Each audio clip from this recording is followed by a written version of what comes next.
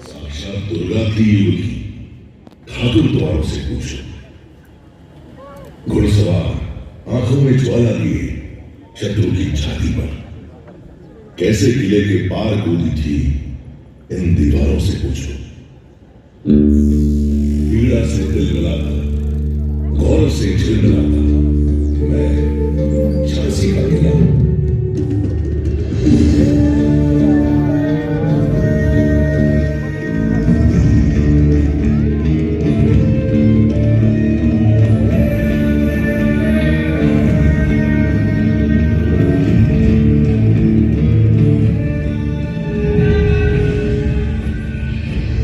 बेतवा और पहुंच नदियों के बीच बुंदेलखंड के पश्चिम में बसा है झांसी शहर। और झांसी शहर के केंद्र में अपनी ऊंची ऊंची प्राचीरों के साथ कई सदियों से खड़ा हुआ है झांसी का किला। भाई साहब गजब। सन 1613 ईस्वी में ओरछा नरेश महाराज वीर सिंह देव ने मेरा निर्माण करवाया था। 18वीं सदी की शुरुआत पेशवा बाजीराव प्रथम ने जब फर्रुखाबाद के नवाब मोहम्मद खान बंगर से युद्ध करने के लिए बुंदेला राजा छत्रसाल की ओर मदद का हाथ बढ़ाया तो राजा छत्रसाल ने अपना दिल खोलकर उनका आभार व्यक्त किया। पेशवा बाजीराव प्रथम को झांसी के साथ कुछ और भी क्षेत्र दिए गए। इस तरह झांसी का द्वारा मराठा साम्राज्य में ढल गया और ध्वज बदल गया।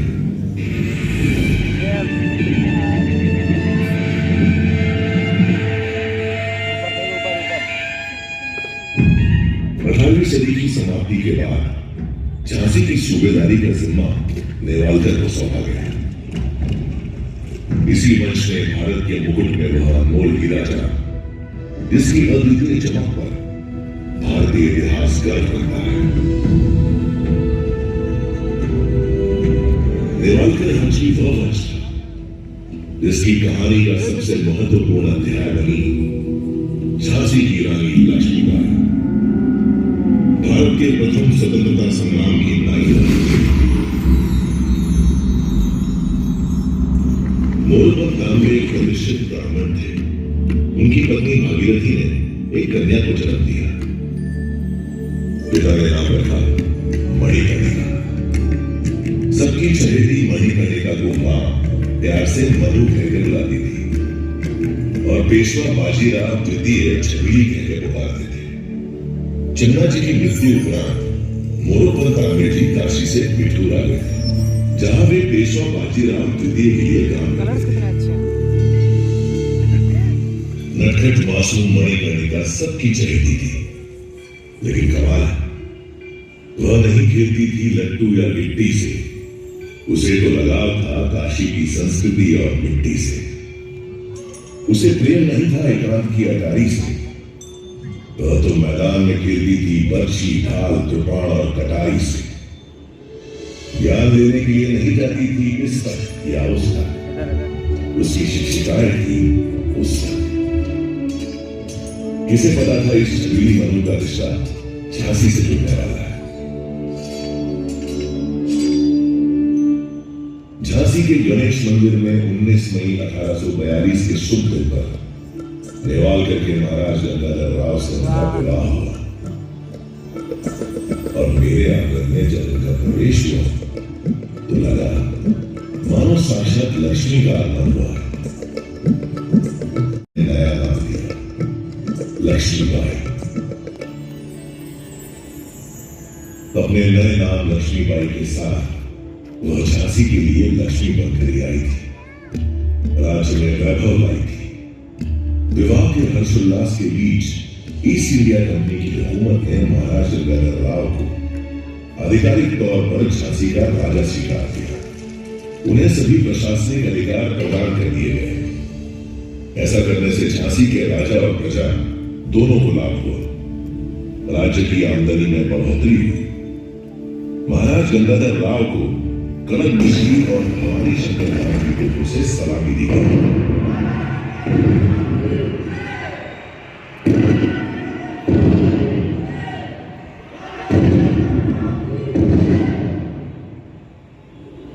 गंगाधर राव एक कुशल प्रशासक थे, काफी उदार और कला प्रेमी थे। उनकी नाट्यशाला में साहित्य, संगीत, नृत्य, नाटक की रसरशा होती रहती थी।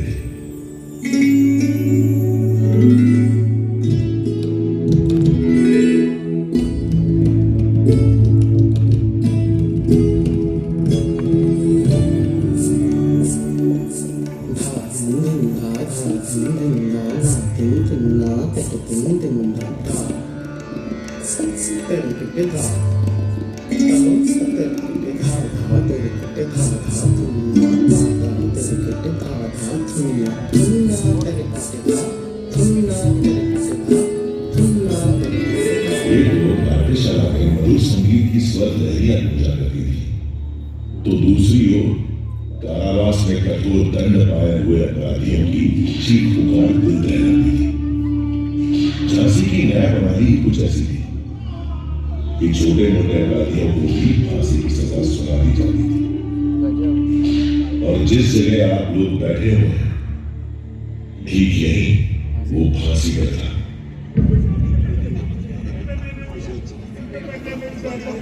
एक दिन रानी लक्ष्मीबाई सुबह सुबह शिव पूजन के लिए इधर से जा रही थी। उन्होंने फांसी सजायाफ्ता एक अपराधी की चीख सुनी। उनका मन विचलित हो गया। उन्होंने महाराज गंगाधर राव से इस फांसी की सजा और इस फांसी घर को झांसी से सदैव हटाने का अनुरोध किया। वो जल्द से जल्द रोकिए महाराज। फांसी की सजा और ये फांसी घर झांसी के किले से सदा सदा के लिए हटवा दें। आपसे मेरा ये अनुरोध है। महाराज ने रानी का अनुरोध स्वीकार कर लिया और झांसी में फांसी की सजा पर पूर्ण प्रतिबंध लगाने का आदेश जारी कर दिया। उसी दिन से झांसी गले की फांसी, दरिया गले का हार सिर्फ कहानियों की बात रह गई। झांसी की प्रजा ने इस नर्मदिल आदेश की सराहना की और महाराज का अभिनंदन किया। झांसी में इंसानियत की हवाएं बहने लगी। देश प्रेम की एक लहर के साथ नई ऊर्जा का प्रसार होने लगा। सुरक्षा की जिम्मेदारी अब केवल पुरुषों की नहीं रह गई थी, महिलाओं ने भी कमान संभाली। रानी लक्ष्मीबाई स्वयं तलवारबाजी एवं घुड़सवारी में निपुण थी। उन्होंने झांसी की स्त्रियों में भी इस कौशल का विकास किया। शस्त्रागार में नए हथियार बनने लगे। एक तोप का नाम झांसी की रानी रखा गया। क्या धमाका था उसका। धीरे धीरे तैयार होने लगी इस युवा रणचंडी की दुर्गा सेना।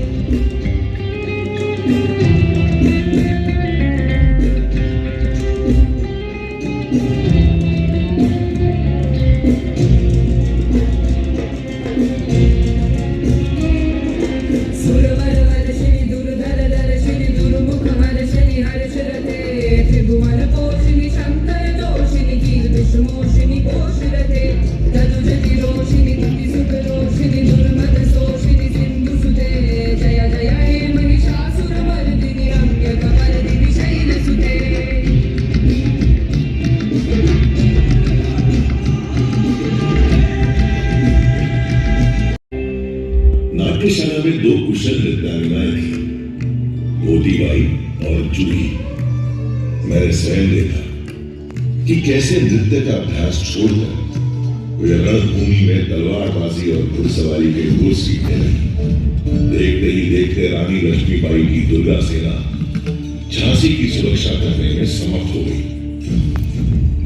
झांसी में जो लक्ष्मी बनकर आई थी वो अब दुर्गा बनकर प्रजा के दिल पर राज करने लगी। कुछ समय बाद वो बल भी आ गया जिसका झांसी राज्य बेसब्री से इंतजार कर रहा था। रानी लक्ष्मीबाई की गोद भर गई। झांसी राज्य को उसका उत्तराधिकारी मिल गया। महाराज गंगाधर के आंगन में थालियां बजी।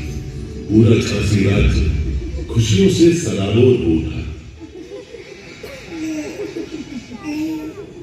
झांसी के इस उत्सव को न जाने किसकी नजर लग गई। खुशियों की शहनाइयों से अचानक मातम के स्वर फूटने लगे। मात्र 3 माह की बेकारी को क्रूर काल निकल गया। रानी की गोद उतर गई। इस घटना से महाराज गंगाधर को गहरा सदमा लगा। उनका स्वास्थ्य बिगड़ने लगा। उन्हें लाइलाज लोगों ने घेर लिया। महाराज को झांसी के भविष्य की चिंता सताए जा रही है। झांसी के राज सिंहासन को वारिस बन सके, इस उद्देश्य से उन्होंने अपने ही वंश के एक बालक को गोद ली। महाराज गंगाधर और रानी लक्ष्मीबाई ने इस दत्तक पुत्र का नाम रखा दामोदर राव। अभी झांसी के भविष्य की सुरक्षा डामाडोल की थी कि झांसी के वर्तमान का सूरज भी बुझ गया। असमय निधन हो गया महाराज गंगाधर राव का। रानी लक्ष्मीबाई ने किसी तरह होश संभाला। तब उन्होंने पीड़ा के आंसुओं को पोंछकर एक संरक्षक के रूप में झांसी की बागडोर अपने हाथों में ले ली। इधर रानी लक्ष्मीबाई ने झांसी का शासन संभाला और उधर ईस्ट इंडिया कंपनी के गवर्नर जनरल लॉर्ड डलहौजी ने झांसी को हथियाने के हथकंडे शुरू कर दिए। झांसी में तैनात अपने पॉलिटिकल असिस्टेंट मेजर एलिस के जरिए रानी तक अपना फरमान पहुंचाया। रानी साहिब, सन 1804 में हुई संधि के मुताबिक झांसी भी दूसरे पड़ोसी राज्यों की तरह ईस्ट इंडिया कंपनी के अधीन आता। अब चूंकि स्वर्गीय महाराज गंगाधर राव की अपनी कोई संतान नहीं है, इसलिए कंपनी उनके गोद लिए हुए पुत्र दामोदर राव को झांसी के उत्तराधिकारी का दर्जा नहीं दे सकती। आपको सूचित किया जाता है कि अब झांसी राज्य पूरी तरह से कंपनी के अधीन रहेगा। इसके एवज में कंपनी रानी लक्ष्मीबाई को उनके निजी खर्च के लिए 5,000 रुपया महीना की पेंशन अदा करने की मंजूरी देती है और साथ ही रानी लक्ष्मीबाई को हुक्म देती है कि वे जल्द से जल्द अपने जरूरी सामान के साथ झांसी का किला खाली कर दें। हम सुना करते थे कि व्यापारियों के भेष में लुटेरे हैं आप लोग। आज आपने इस बात को सिद्ध भी कर दिया। वापस जाकर कह दीजिए अपने गवर्नर जनरल लॉर्ड डलहौजी से हम उनका फरमान अस्वीकार करते हैं। मैं अपने जीते जी अपनी झांसी नहीं दूंगी, नहीं दूंगी। अंग्रेजी फरमान सुनकर रानी लक्ष्मीबाई क्रोध की ज्वाला से दहक उठी। वो जानती थी कि अंग्रेज झांसी को हथिया कर उसे बर्बाद करना चाहते हैं। वो किसी भी कीमत पर किला छोड़ने के लिए तैयार नहीं थी। देशमुख जी ने उन्हें शांति से समझाया। मैं आपकी पीड़ा और क्रोध को समझ सकता हूं। देखिए, अभी समय हमारे अनुकूल नहीं है। वर्तमान परिस्थितियों में समझौता करना ही एकमात्र रास्ता है। क्या कह रहे हैं देशमुख जी? आप ऐसा सोच भी कैसे सकते हैं? मैं इन फिरंगियों के आगे झुक जाऊं और अपनी झांसी में सौंप दूं। गलत मत समझिए श्रीमंत। अगर आप शांति से विचार करें तो ये भी हमारी एक कूटनीति होगी। अंग्रेजों की बात अभी मानकर एक तो आप स्वतंत्र रहेंगे, दूसरा उनके खिलाफ किसी भी गतिविधि में शामिल होने पर उन्हें आप पर शक भी नहीं होगा। रानी लक्ष्मीबाई ने देशमुख जी का सुझाव मान लिया। दिल पर पत्थर और मन में ढेर सारी यादें रखकर रानी ने किला छोड़कर रानी महल में रहने का फैसला किया। जाते जाते रानी ने झांसी को अपना संदेश दिया। इस किले से जाने का ये मतलब नहीं है कि मैं हार गई। असली युद्ध तो अभी बाकी है। बिठूर में पेशवा बाजीराव ने मुझे देश प्रेम, स्वधर्म और स्वराज की शिक्षा दी थी। अब समय आ गया है कि मैं उनके द्वारा बताए गए स्वराज के मार्ग पर ही चलूं। इसके लिए चाहे मुझे अपने प्राण ही क्यों न त्यागने पड़े, मैं एक दिन स्वराज की पताका जरूर फहराऊंगी। गीता में लिखा है, हतो वा प्राप्स्यसि स्वर्गम चित्वा वा भोक्ष्यसे महीम तस्मादुत्तिष्ठ कौन्तेय युद्धाय कृत निश्चय। कि जैसे कृष्ण भगवान ने अर्जुन को रणभूमि में कहा था कि युद्ध के दौरान अगर मारे जाओगे तो स्वर्ग की प्राप्ति होगी, अगर जीत हुई तो पृथ्वी पर राज्य का आनंद लोगे। तो हे कुंती पुत्र, उठो और युद्ध करो। इतना कहकर रानी इस किले को छोड़कर चली गई। उस दिन दुल्हन बनकर आई रानी को मेरी देहरी से बाहर जाना पड़ा। मेरी दीवारें फूट कर हुई, मेरी प्राचीर की छाती पर बददुआ दाग की तरह गाड़ दिया गया फिरंगी हुकूमत का झंडा।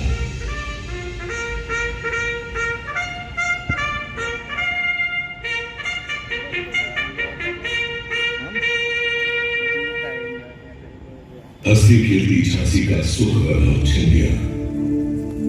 अंग्रेजी हुकूमत ने न केवल आम जनता को प्रताड़ित किया, बल्कि रानी का अपमान करने का भी कोई मौका नहीं छोड़ा। रणनीति के अनुसार रानी अपमान का यह करवा दूध पीने के लिए मशगूल थी। इस कठिन समय में एक दिन पेशवा नाना साहब का संदेशा लेकर रानी के पिता मोरोपंत जी उनसे मिलने आए। बेटी मनु, पेशवा का तुम्हारे लिए संदेश है कि तुम्हें झांसी राज्य की कमान संभालनी होगी। अब से लगभग 4 महीने के बाद 31 मई को रविवार के दिन पेशावर से बंगाल तक की सारी फौजी छावनियों में बगावत का बिगुल बजा दिया जाएगा। तुम्हें इस जंग के लिए तैयार रहना होगा। अब्बा साहब, पेशवा को कहें कि वे निश्चिंत रहे। इस जंग का तो हमें बड़ी बेसब्री से इंतजार था। लेकिन समय से पहले ही 29 मार्च को मंगल पांडे के नेतृत्व में बैरकपुर की छावनी में अंग्रेजों के खिलाफ हल्ला बोल दिया गया।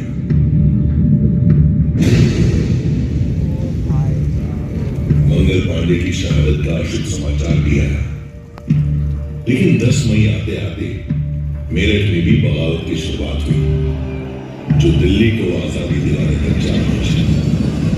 अब बारी थी झांसी।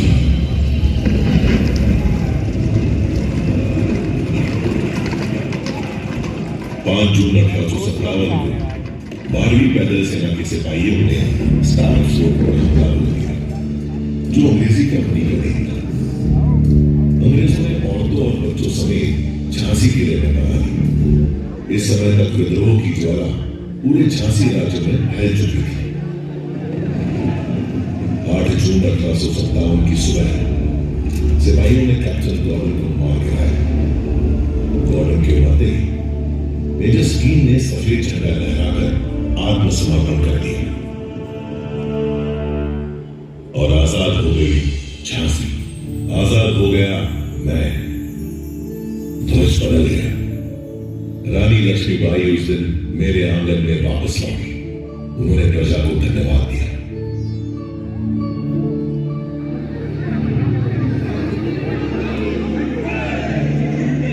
मुझे गर्व है आप सभी पर, आपके हौसलों पर, आपकी बहादुरी पर। अगर आप लोग इस लड़ाई में अंग्रेजों के खिलाफ खड़े न होते तो हम ये जंग कभी नहीं जीत पाते। पूरी तरह से टला नहीं है, हमें चौकन्ना रहना होगा। अंग्रेज कभी भी पलटवार कर सकते हैं। हमें झांसी को फिर से उन्नति की राह पर लाना है। झांसी के विकास का काम शुरू हो गया। इस दौरान रानी लक्ष्मीबाई ने हर चुनौती का सामना अपनी बुद्धिमत्ता से किया। हर तरह की घटनाओं से जूझते हुए रानी लक्ष्मीबाई स्वयं को मजबूत कर ही रही है कि एक दिन मोतीबाई एक बुरी खबर लेकर आए। श्रीमंत, हमें अपने सूत्रों से पता चला है कि पूरे देश में बगावत की आग को अंग्रेजों ने बुझा दिया है। दिल्ली, लखनऊ, कानपुर, बिठूर, बनारस, इलाहाबाद, हर जगह विद्रोह को कुचल दिया गया है। यहाँ तक कि शहंशाह हिंदुस्तान बहादुर शाह जफर को लाल किले में मुकदमा चलाकर उन्हें देश निकाला दे दिया गया है। उन्हें रंगून भेजा जा रहा है। श्रीमंत, बुरी खबर लाई हो मोतीबाई, बहुत बुरी। क्या तुम्हारे पास तात्या या पेशवा की कोई खबर है? जी हाँ श्रीमंत, पता चला है कि तात्या और राव साहब तो अपने 20,000 सिपाहियों के साथ कांपी में डटे हुए। लेकिन क्या मोतीबाई, लेकिन क्या? लेकिन श्रीमंत, बिठूर और कानपुर की लड़ाई के बाद से नाना साहब और अजीमुल्लाह खां का कुछ पता नहीं कि वे लोग कहाँ हैं। हे भगवान, वे दोनों जहां भी हो सुरक्षित हो। अंग्रेजी फौज किस ओर बढ़ रही है? क्या इसकी भी कोई खबर मिली है? जी श्रीमंत, राहतगढ़ और बानपुर में अंग्रेजी फौजों ने हमला किया है, पर वहां के हालात की पूरी जानकारी नहीं है। हाँ, लेकिन ये सूचना जरूर मिली है कि जनरल ह्यूरोज के नेतृत्व में अंग्रेजी फौज झांसी की ओर बढ़ रही है। हमें पता था हमें कि ये फिरंगी लौटेंगे। हमें अब पूरी तैयारी कर लेनी चाहिए। मोतीबाई, जूही को हमारा संदेश लेकर तात्या के पास कालपी भेजी। तुरंत वो तात्या से कहें कि जब अंग्रेज झांसी पर हमला करे तब तात्या अपनी फौज के साथ अंग्रेजों पर पीछे से धावा बोल दे। इस तरह इन अंग्रेजों को संभलने का मौका नहीं मिलेगा। जी श्रीमंत। राहतगढ़ से भी बुरी खबर ही आई। अंग्रेजों ने वहां भाई फाजिल मोहम्मद खां को फांसी पर चढ़ा दिया था। उनके भाई अपने रिसालदार गुल मोहम्मद और लगभग 400 सिपाहियों के साथ झांसी पहुंचे। उन्होंने रानी लक्ष्मीबाई से अनुरोध किया कि वे अंग्रेजों के खिलाफ लड़ाई करने के लिए उन्हें अपनी सेना में शामिल होने का मौका दें। रानी ने भरोसा किया, अपनी सेना में शामिल करें। 23 मार्च 1858 के दिन अंग्रेजों ने झांसी पर हमला बोल दिया।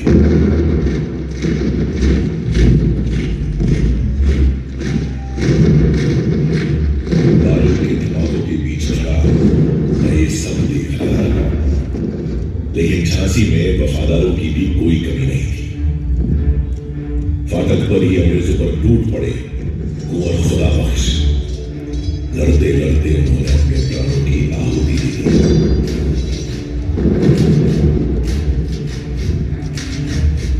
रणनीति के अनुसार तात्या टोपे ने बेतवा के किनारे 1 अप्रैल 1858 को अंग्रेजों पर धावा बोल दिया, लेकिन अंग्रेजी फौज ने उन्हें पीछे खदेड़ दिया। रानी लक्ष्मीबाई की रणनीति विफल हो चुकी थी। अब उन्हें स्वयं ही अंग्रेजों का सामना करना था। रानी लक्ष्मीबाई और उनकी सेना युद्ध के लिए तैयार थी, लेकिन विश्वासघात के लिए नहीं। लड़ाई के 11वें दिन पीर अली और दुल्हांजू ने किले का ओछा द्वार खोल दिया।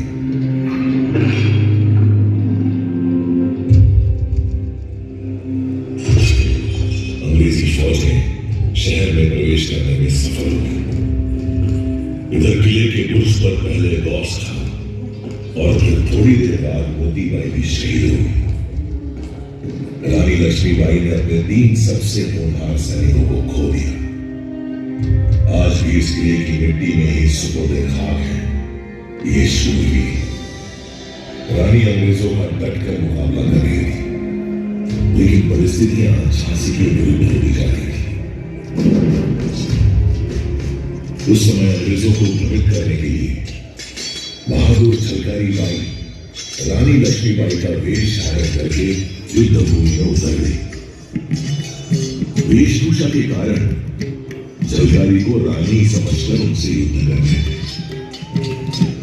झलकारी ने रानी लक्ष्मीबाई और उनके पुत्र की जान बचाने के लिए अपने प्राणों की आहुति दी। तभी मैंने देखा कि कैसे अपने घोड़े पर सवार पीठ पर ममता की चादर ओढ़े हुए रानी लक्ष्मीबाई मेरे किले की टूटी हुई दीवारों से कूदी और देखते ही देखते मेरी आंखों से ओझल हो गई।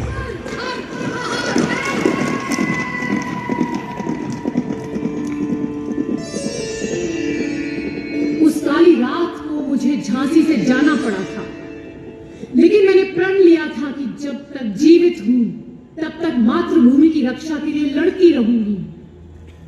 मेरी इस लड़ाई में ग्वालियर के सैनिकों ने मेरा साथ दिया और मैंने बिना लड़े ही जीत लिया ग्वालियर का किला। ग्वालियर की जीत स्वराज के लिए सिर्फ एक कदम है। हमारी लड़ाई इन तिरंगियों से है जो हमारे देश में घुस आए हैं। हमें इन्हें अपने देश से बाहर निकालना है और स्वतंत्र भारत का जो सपना हम सब ने मिलकर देखा है उसे पूरा करना है। भारत भूमि के वीर जवानों, अब वक्त आ गया है मातृभूमि का ऋण उतारने का। तो हो जाओ तैयार अंतिम युद्ध के लिए। हर हर महादेव।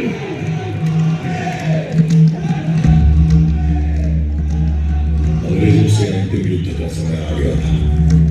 मुंडन, देशमुख, जवाहर सिंह, रघुनाथ सिंह और गुल मोहम्मद रानी के साथ थे। सूरज निकलते ही जंग शुरू हो गई। रानी लक्ष्मीबाई की तलवार के आगे दुश्मनों के पैर उखड़ने लगे। पहला पहर रानी लक्ष्मीबाई के पक्ष में था। दूसरे पहर तक अंग्रेजों को समझ आ चुका था कि अगर रानी लक्ष्मीबाई को नहीं रोका गया तो ये जंग कभी नहीं जीत सकेंगे। तभी फिरंगियों ने अपनी रणनीति में बदलाव किया और हुसार दस्ते को रानी लक्ष्मीबाई से लड़ने आगे भेजा। हुसार कभी नहीं देखी थी। दांतों से घोड़े की लगाम संभाले और दोनों हाथों से तलवार चलाते हुए शत्रुओं का संहार कर रही थी रानी लक्ष्मीबाई। लेकिन उस समय रानी का विश्वास पात्र घोड़ा उनका साथ न दे सका। किनारे के पास पहुंचकर ठिठर गया। रानी को हुसार दस्ते ने घेर लिया। ठिठर गया समय, ठिठर गई दिशाएं, ठिठर गई थी मेरी भी सांस। दुश्मनों से घिरी रानी आंधी प्रबंधन की तरह लड़ती रही। तभी एक अपघाती दरिंदे ने उनकी पसलियों के पास तलवार से वार किया। रानी चौंकी हुई। उनके शरीर से खून बह रहा था, पर वो तो खूब लड़ी मर्दानी, वो तो झांसी वाली रानी थी। घाव खाकर भी पूरे ताव और चाव से उतरती है। एक कर शत्रु धराशायी हो गए। किसी ने उनके सिर पर वार किया। इस बार उनकी आंख सपनी हो गई। उन्हें ठीक से दिखाई नहीं दे रहा था। फिर भी रानी डटी रही। हुसारों का सफाया करते हुए तभी गुल मोहम्मद और बाकी साथी रानी के पास पहुंचे। सबने देखा कि रानी नक से शिर तक खून से लथपथ है। देखते देखते रानी घोड़े की पीठ पर लुढ़क गई।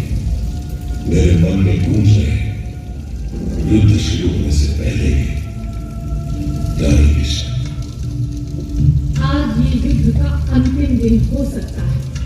अगर मैं मर जाऊं तो तुम्हें मेरे पुत्र दामोदर की रक्षा करनी होगी।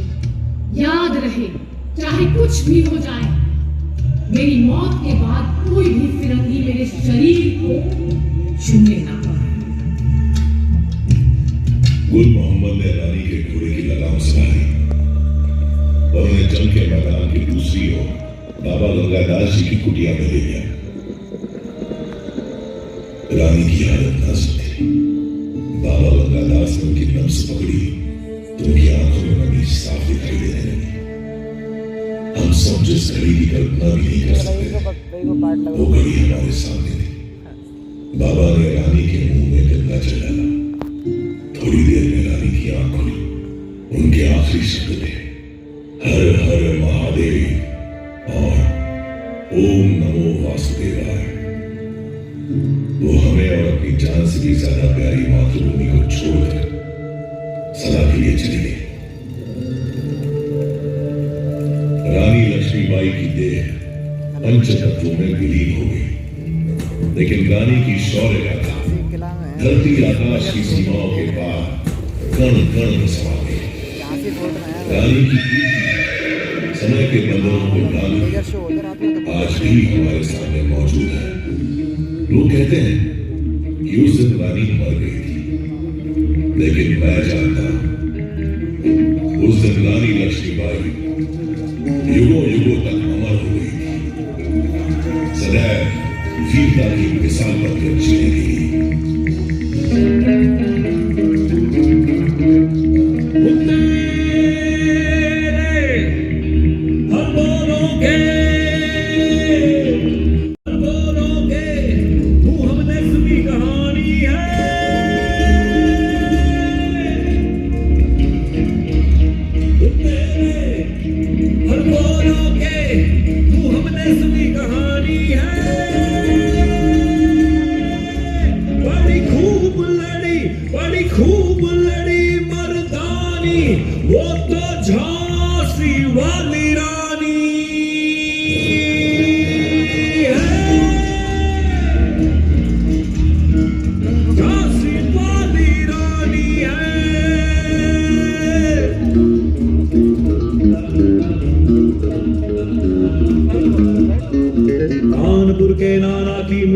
बहन छबीली थी, नाना के संग पढ़ती थी, वो नाना के संग खेली थी। पर्ची डाल कृपाण कटाई उसकी यही सहेली थी। वीर शिवाजी की गाथाएं उसको याद सवारी थी।